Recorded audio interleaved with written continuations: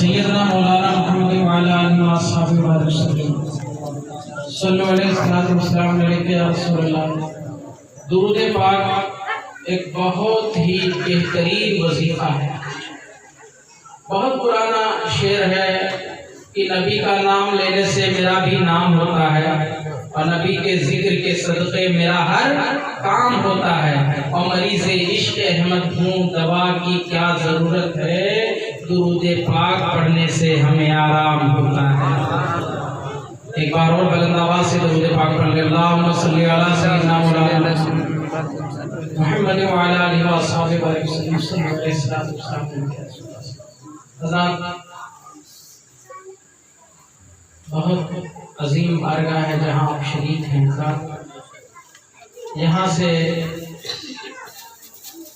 کربلا معلیٰ کا ڈائریکٹ فیضان نصیب ہوتا ہے سبھی آنے والوں لوگوں کو۔ میری دلی دعا ہے اللہ تعالیٰ جتنے بھی لوگ تشریف لائے ہیں سب کی حاضری قبول فرمائے۔ وہ کوئی اور ہوگا اپنا جو ایمان دے دے گا، نبی کا چاہنے والا نبی پر جان دے دے گا۔ اب تلاوت کر کلام رب کا ہو جائے گا اندازہ، محمد کون ہے اس کا پتہ قرآن دے دے گا۔ بہت ممنون و مشکور ہوں حضور بانی اجلاس منبع اخلاص پیکر صدق و صفا حضور حاجی صاحب کا، جنہوں نے پورے عالم اسلام کے لوگوں کو کربلا کا فیضان دیا۔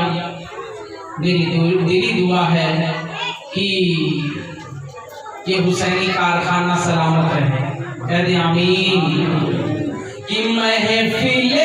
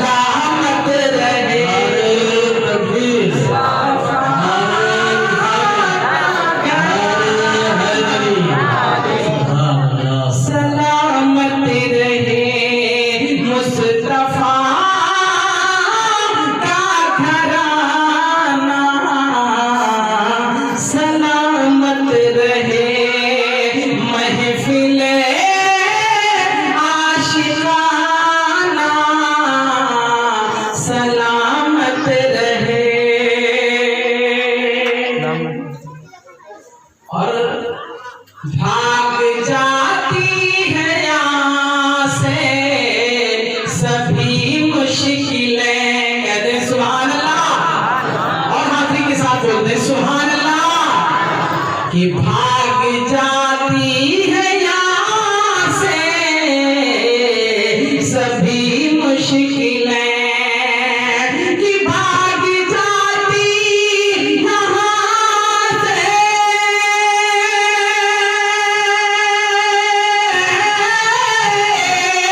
بھاگ جاتی یہاں سے سبھی مشکلیں،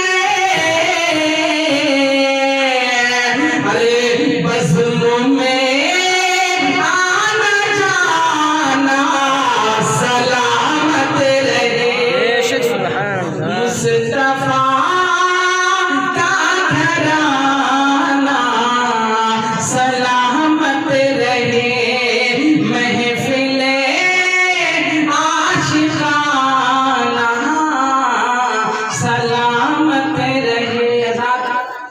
میں آپ کو چند باتیں بتانا چاہتا ہوں صحبت کے تعلق سے۔ نیک لوگوں کی صحبت آدمی کو نیک بنا دیتی ہے۔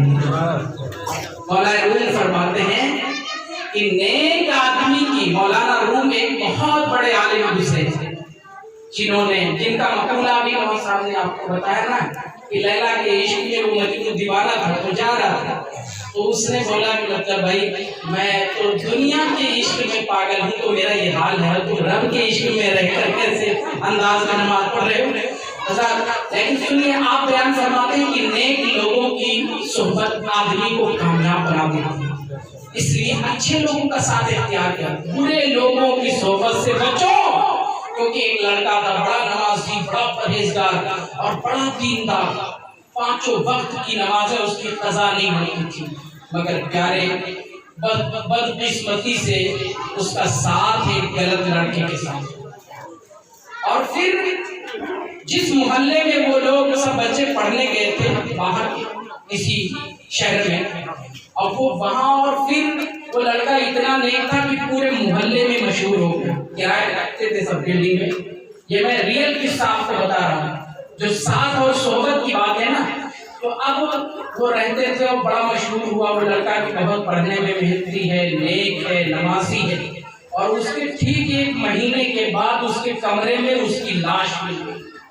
ایک سنسنی پھیل گئی لوگوں میں، سب لوگ سہمے ہوئے، یار اتنا نیک لڑکا تھا، پھر اس کے ساتھ یہ کیسے ہوا، نمازی تھا، پرہیزگار تھا، اور کسی سے فضول بولتا تک نہیں تھا۔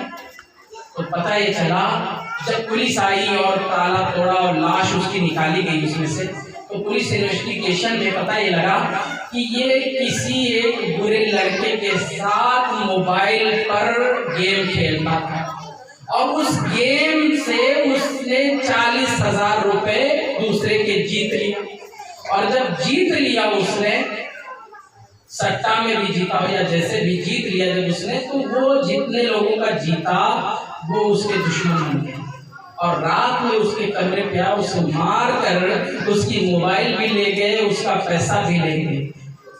تو جب پولیس نے بتایا کہ ایک گندے لڑکے کے ساتھ ہے، تو آپ بتائیے ایک غلط ساتھ آدمی کو کہاں لے گئی؟ بتائیے، اس کی زندگی بھی چلی گئی اور ساتھ میں اس کا دھن بھی چلا گیا اور اس کا نام بھی خراب ہو گیا۔ تو ہمیشہ اچھے لوگوں کا ساتھ دیجیے، اور اچھے لوگوں کا ساتھ جب ہوتا ہے جب اس سے دل سے محبت کیجیے، یہ نہیں کہ آپ یہاں آتے ہو، یہاں آنے کے بعد میں پھر کہیں آپ ہاتھ دکھاوے الگ پہنچ جاؤ، پھر یہ نہیں۔ قرآن ہے ما هو شفاء للمؤمنین، یہ قرآن شفا ہے آپ کے لیے۔ آپ کے پاس قرآن ہوتے ہوئے یاد تم دوسری جگہوں پہ میرے والد صاحب بتاتے رہتے ہیں کہ مدینہ پاک میں کوئی میڈیکل اسٹور نہیں تھا، حضور پاک صلی اللہ علیہ وسلم کے زمانے میں اور تابعی کے زمانے تک وہاں پہ کوئی دکان دوا کی نہ تھی، تو کیسے لوگ جیتے تھے؟ قرآن کے صدقے میں، سبحان اللہ۔ یہ قرآن ان کے پاس ایسے نسخے کیمیا تھا کہ وہ جو چاہتے تھے وہ قرآن سے پا جایا کرتے۔ اور آج ہم کتنا قرآن ہمارے پاس ہے پھر بھی ہم غلط راستے پہ جا رہے ہیں، قرآن ہمارے پاس ہے پھر بھی ہماری نمازیں چھوٹی ہیں، قرآن ہمارے پاس ہے پھر بھی ہم تانترک کے یہاں جاتے ہیں اور کہتے ہیں بتاؤ ہم نے اوپر کوئی کرایہ دیا ہے۔ یہ ساری غلط چیزیں نکال دو دل سے۔ اللہ تعالیٰ اپنے بندوں کا امتحان لیا کرتا ہے، سبحان اللہ۔ اور جب بندہ امتحان میں گرفتار ہوتا ہے تو اللہ تعالیٰ سے کہتا ہے کہ دیکھیں میرا بندہ مجھے یاد کرتا ہے کہ نہیں کرتا ہے. اور بندہ جب مشکل میں آیا تو وہ جا کے کسی نیچ قسم کے مولوی، سارے مولوی ایسے نہیں ہوتے، نیچ قسم کے مولوی، ان کے پاس گیا تو انہوں نے یہ بتایا تمہارے اوپر 4 کالا جن، 5 کھٹیس، 60 چڑیل اتنا ہے، اور سب کو کاٹنے کے لیے 1000 روپیہ لگے گا. اب آدمی پریشان ہوتا ہے، اچھا آپ کو بتاؤ کیا کرا. تو اب وہی ہے، وہ بتا دیتا ہے جہاں ملاد ہوتا ہے سے آ گیا. تو آدمی کو پھر ایسے غلط راستے، وہ اچھے راستے سے ہٹا کے نا اس کو پھر اسی دلدل میں ڈھکے دیتا ہے، پھر وہ برباد ہو جاتا ہے. تو ایسے لوگوں سے بچیں. اور اتنے گناہ کے بعد میرے سرکار نے ہم کو نبھایا ہے. شعر سنیے کہ ہماری اتنی خطاؤں پر بھی، ہمارے اتنی خطاؤں پر بھی، ہماری اتنی خطاؤں پر بھی نبھا رہے ہیں مدینے والے. ہماری اتنی خطاؤں پر بھی، ہماری اتنی کہ ہماری اتنی خطاؤں پر بھی نبھا رہے ہیں مدینے والے. ہماری اتنی خطاؤں پر بھی نبھا رہے ہیں مدینے والے. ہماری اتنی خطاؤں پر بھی نبھا رہے ہیں مدینے والے. ستا رہے ہیں، ستا رہے ہیں زمانے والے. مولا ستا رہے ہیں زمانے والے. آقا ستا رہے ہیں زمین والے. اٹھا رہے ہیں مدینے والے. گرا رہے ہیں زمانے والے. اٹھا رہے ہیں مدینے والے. ہماری اتنی خطاؤں پر بھی. اور گرمی بہت زیادہ ہے، آخری شعر چلتے چلاتے پڑھتا ہوں. لہذا فرمائے غزل کے بول دیا حسین یہی